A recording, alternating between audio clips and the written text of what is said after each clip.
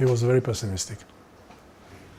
In his last years, it didn't start like this, because at the beginning he was very fighting for Yiddish, and he was lecturing Yiddish in university, he was going things, he was organizing Levikaus, etc., etc. But in his last years, he was very pessimistic. He didn't think Yiddish can survive as a really live daily language. People who don't use it, who don't live next to it, they just disregard it. They don't, that's, for them, it's if it's dead or alive, doesn't really matter. They don't have any connection with that.